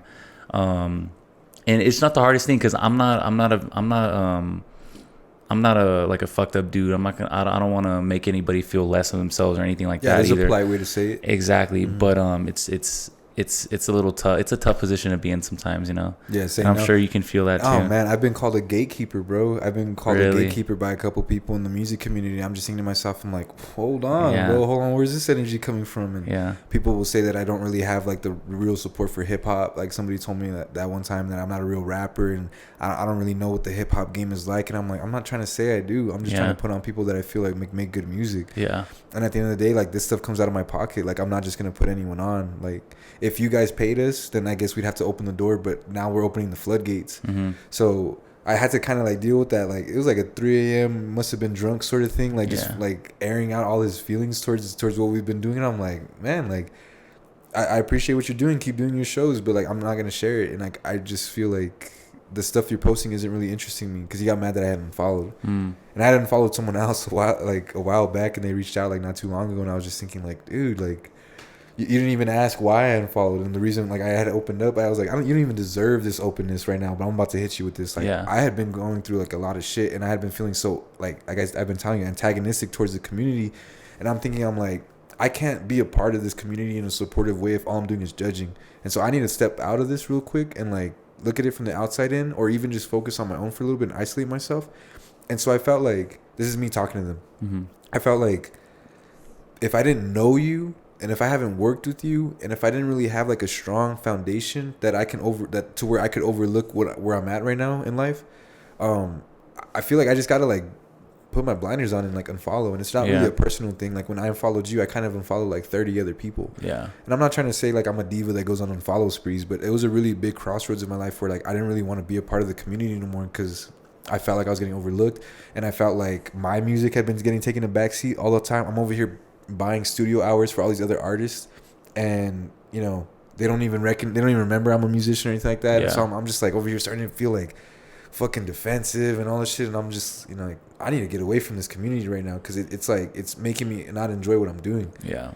And I explained that to them, and like it just changed the course of the whole conversation. Like, you know what I mean? It became a little bit apologetic on both sides now, and I'm just like, I'm sorry that you got offended by it, but you can't really like be coming at me like that without really knowing the story. Like, yeah, for sure. I understand your frustration, and I respect it, and that's what I'm apologizing about. But now you start to judge on my character, and that's where like I'll comment on that. Yeah. And so like, yeah, I mean, people have come up to me in like a brash way, but also like people have been like, I feel like, you know, they try to take an opportunity out of it. For sure. We get DMs asking how they get onto the show, and it's like, well, it's not really an application thing. Like, we reach out to you. Yeah. And that's the most honest way, and I think that's respectable too. And you said it, like, you booking the studio time and everything, like you're coming out of your pocket.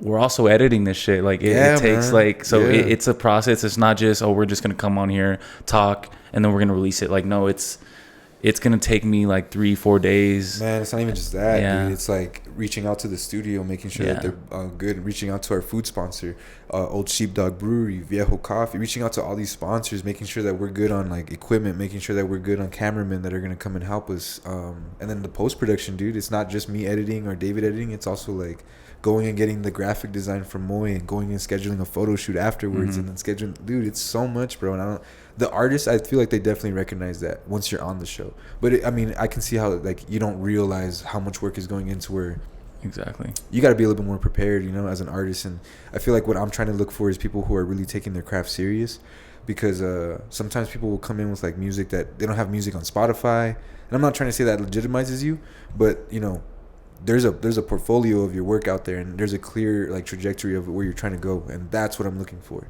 Plus good music, of course. I wanted to be able to translate on our show. Not every genre is gonna work on our show. Like I can't let like a metal artist come onto our show. Maybe we can have a platform for that later on, but like no DJs, and it's nothing against it, like these things, but they just don't translate well to the platform. Yeah. Even a solo musician, you can even be somebody who plays guitar and sings, and that counts as like you having a band, but it's like we have 5 cameras. Like we can't just cut to you the whole time. Like we want it to be dynamic, and we want to present music in a way where it's like, when you hear a bass line in a song on Spotify and you just have headphones on, it's easy to not hear it. But when you see the camera cut to the bass line, you hear it easier, because it's like when you have trouble hearing someone, you didn't hear what they said, but if you can read their lips, you hear it better. It's like that. And so like that's what we're trying to do. We're trying to show you just how much goes into music without you even realizing. You know, all these layers of like instruments and stems that go into one single song that you probably just are hearing the vocals and the main chords. For sure. You're not hearing the drum patterns, but when you see the drummer freaking going around and hitting the chimes at the same time, you're like, damn. You know, it's the whole thing. But not every artist can do that. So like I've learned that. I've become aware of it, and so we can't just say yes to everyone. And otherwise, it kind of like dilutes the product. It no longer becomes a curated season. It kind of just becomes no season anymore. It's just episodes. And that's like, I think that's what separates us, because we could be like Tiny Desk and just put the same episode out every day, no seasons. But I mean, then we just be a Tiny Desk like recreation. Like we didn't reinvent the wheel, and neither did they. They didn't create live sessions. They just the ones that like kind of blew up off of it. So like we understand that we understand we're not doing anything like brand new, but we definitely still want to go ahead and put like care into our final product. For sure, man. Hell yeah. And so just to reiterate, I mean, you got that event coming up this Saturday, the 13th? The 13th, yeah. And give us a rundown of what's gonna be going on that night, bro.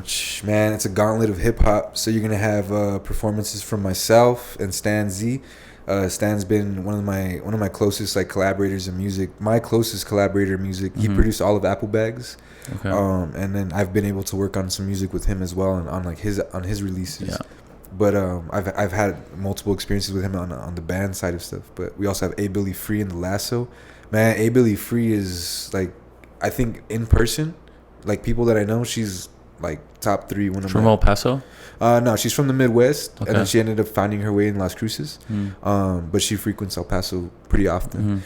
But easily one of my biggest inspirations, like that I know in real life. And then Crystal Poppin. Yeah. Crystal Poppin, of course. She's popping the fuck off. That's what she's doing. Yeah, with the band. I'm so happy and excited for like this new chapter of her, because I always love when a rapper takes that step into like the live band era. And we've had conversations with her. She'll be our guest on our next episode, and I really feel like we got to flesh out a lot of how she perceives music and how her journey's evolved and where her music's going. Yeah. And she's from El Paso, right? Yeah, she's from Central, bro. Wow. Yeah.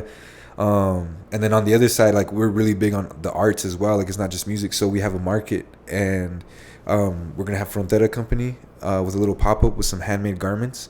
We have Moy coming in with a wood installment because the whole theme is around wood, with it being our 5-year anniversary. And then Nancy and La Planta is gonna be here to help us go ahead and complete the stage design of the whole event. We have food. We have some drinks. Yeah. But it's gonna be a cool night, man. Like I love the idea of it being a gauntlet of hip hop. Like every act is really different in their genre, but they all like represent an element of hip hop. And I feel like it's gonna be a really good presentation to where like we challenge like what the status quo is, or what the stigma is of hip hop in El Paso. Yeah. And then that way maybe we can open the door for a lot more rappers. Like that's one of my things is I want to open the door for more rappers here, but I just don't have a platform that invites a solo musician at the moment. But I'm it's in the works. Yeah. Like we're working on it. It's no secret. It's no like concept anymore. It's gonna be made. It's just a matter of us still fine tuning Midnight Sessions, because like that's our IP. You know, that's our flagship, and it just got sponsored, and like we were already in talks to get a bigger sponsorship and everything. So it's like we got to keep building on that, because that's like the bread and butter of Emmeff Pearl. Yeah. I'm excited, bro. That's gonna be. But that's the show, yeah. Against the grain, you know what I mean. And the whole intention behind it, man. The program is probably the thing I'm most excited about. It's a fucking beautiful booklet, dude. Yeah. And it's not even like one of the sponsors and partners of the episode. It's like not even like a fucking advertisement page. It's like you're shown off in the same vein as the artist. Like it's a nice page for you and everything. Wow. So it's more of like a celebration and like a collection of creativity and community. But that's what we do. We don't throw live shows all the time. So if we're gonna throw one, like it's gonna be a fucking like cool event. No, for sure. So I really hope people show out, man, because like it's just an experience that like we keep talking about. Like El Paso's a little behind on the art scene, but it's like if you support this, then we're gonna be on the right track to be on like the trailblazers of the creative like world. For sure. I really have a lot of faith in like where we can go as a creative community. But we got to support it first, and we got to be able to venture out. Like we can't keep doing the same thing every Saturday. Yeah, there's a lot of different variety and everything. Yeah, I would agree, bro. Yeah, I'm excited. Super excited. That's April 13th. Yeah, 6 p.m. 6 p.m. Starting at 6 p.m. When do you go on? 7. 7? Yeah.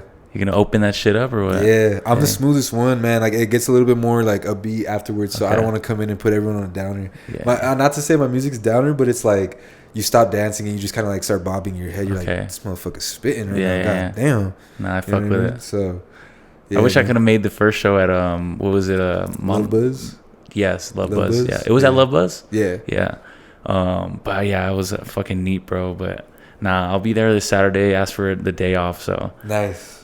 Yes, sir. It should be fun. Definitely, any MVP listeners. Well, I don't know if the episode will come out, but for sure this clip will definitely go out this Saturday, man. It's gonna be fun. Let's get it. Go meet your boy Evan. Go network with a whole bunch of these really just dope local brands and dope local artists. I definitely like. Can you feel like the energy in that life? Like just that something special is happening in that. Yeah, but it's also different, man, because like some of the instruments are like direct to input, so you don't like when someone's playing keys, we're not hearing it. Oh, so you just need but when you go into the other room and across the door where they're recording everything, you hear all of the magic. It's coming out like how it's supposed to sound, and so it's a crazy dynamic of going from one door to the next. Like it's a really crazy transition. Knowing that you can't hear it, but you can see these people jamming, and you can kind of hear it, like it's loud on their headphones, so you can kind of hear it bleeding through. Yeah, and it's like, damn, this is gonna be a good ass episode. I don't think we have a bad episode. Yeah, I think they're all really good, and I think we showcase like them in their best light. For sure. I even think we have some of the artists like best song like versions of their songs. Yeah, some of them. For sure. Are you a Rick Rubin fan? Yeah, sometimes I'll be like, I'm on my Rick Rubin shit. Okay, because I just like he has that big ass beard too, bro. So that's why I was like, bro, I mean, you give me Rick Rubin vibes sometimes. I mean, right now I'm letting it grow out a lot because it's like the character for the new album. It's like a dead poet, but he's like he kind of like flees off to the desert to just like isolate himself and only speak in piano. So in the desert, he just kind of like becomes this like raggedy dude who like lets his hair grow out and everything like that. So I'm kind of like embodying it. I'm trying to like and I'm trying to let my hair grow up for like when we start doing the photo shoots for the album and everything like that. Yeah. Oh yeah. It's gonna be crazy, man. Super poetry. Yes, Super sir. Poetry. Excited for that. And if there's like something you just advice you would give to someone who is maybe in your position where they're maybe starting out. You had these glasses, bro. Bro, yeah, that's pretty dope. Right? Thank you for getting canned glasses. No, They're the best glasses I've ever had. For sure, bro. I mean, ideally, we'd have some fucking IPAs on this bitch, Brett. That was compliments of my brother, though. Shout out to Javi and Joe. Hell yeah. But something that you'd advice you would give to them if they're maybe barely starting out, they're maybe very talented, but they feel like they're just not getting that support or that like reinforcement, that recognition. What's just advice that you would give to them? I think just like find yourself first, because when you find your purpose, it's like that's gonna be the backbone. Because if the backbone is like the support you're getting and the compliments and all the recognition, then like that's already a weak thing, because that can come and go, but like purpose isn't gonna come and go. So I think you just gotta like solidify your foundation first, because a lot of people skip that step and they think they're doing it, but I think they don't understand like what it really means to build that foundation. And that's just like, what's that floor that's impeccable? Like nothing can break through that. And I think for us, it was just like wanting to like showcase musicians in the best light possible. And so it's like, as long as we're accomplishing that, which we feel like we are, then that's all that matters. Because like we've had some episodes that we were excited for that became duds, and we're like, damn, this did not get the amount of like views we wanted and everything. So we were just like, that could easily discourage us, but we could also be like, nah, but this episode's fire. Like everyone we've shown it to is like loves it, but maybe it just didn't get the right traction. Yeah. So like, because our foundation was strong, we were able to go ahead and just like move past all those discouraging times. But I'd also say like, I think as a creative that really wants to take it serious, I really think you have to have that understanding of business and like structure and consistency and like concept. And if you have a strong concept and you know what you're doing, then like, although support is going to come at the pace that it comes in, and I mean, you can also like, you know, work on that too. Like you could be really smart at marketing. I feel like I should be, and I'm still trying to figure stuff out every day. I'm still trying to figure out why didn't that hit? Why didn't that, like, what can I do better? Do I even need hashtags still and shit like that? Like I'm still trying to figure stuff out like that. But at the end of the day, all these things on the business side is what we like to overlook a lot. And like, I'm still trying to understand finances and everything of that sort, but I'm not pretending like it's not there. I'm trying to remember that it's there, because like, you know, LLCing your business and shit, like, so there's just a lot of stuff like, and I'm barely learning about copywriting all of our sessions. And I'm just thinking like, man, when we're like at season 9 and we have all the cameras that we want, all the right gear and everything, where can we possibly keep growing on the back end of stuff? Yeah. And I feel like that needs to stop being overlooked by creative professionals, is that back end stuff, because that's honestly what's gonna like allow you to grow beyond El Paso. Otherwise, if you're just kind of like a creative, like doing it for the arts and stuff like that, then that's kind of how you're gonna get perceived. It's just like a fun, cool little thing, and it's only gonna look as like a hobby. But I think we've helped grow Emmeff to where it's no longer like a little fun project no more, and it's like it's beyond us now. But it's because we're like making sure that we're doing like the boring stuff that like solidifies you as a business. Yeah, for sure. And I think just trying everything. I think you should have one thing that's like big production, but then you should also have that thing that you can keep doing every day. Like before the podcast, well, even the journal every day, man. Like I just take a picture of the sky every day. It doesn't really matter if it's perfect or not. But like in 2021, I was doing a graphic design every day, just a poster, and I was showing the time lapse of it. But like, I'm not fucking with this design.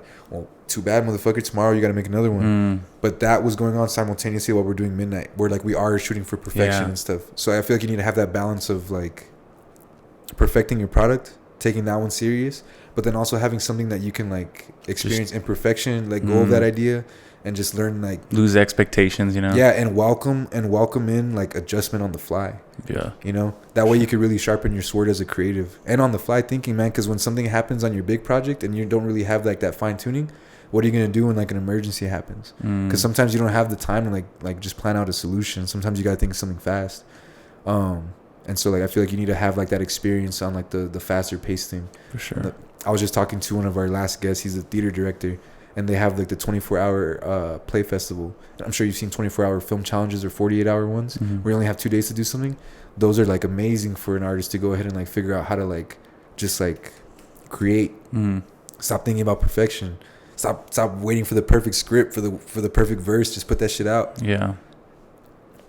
Put that shit out first, and then you can worry about like making, it's not right. You don't even know what's right yet. Yeah. I forgot what the first point was, but the second one was just to make sure that you have like the solidified, like, you know, you're making sure that you're not just focusing on the fun part. And then the third point that I had made was just to make sure that you're doing something that you can just create freely on. There's not too much weight of like of expectation on it. So I would say that. Do you feel like the more views or the more audience you get, the more expectation there is? Yeah, for sure. Like one of our guests had told us as well, like every Wednesday I'm expecting an episode now, and I'm like, oh shit, we might take a break just like after our show, just like as like an intermission.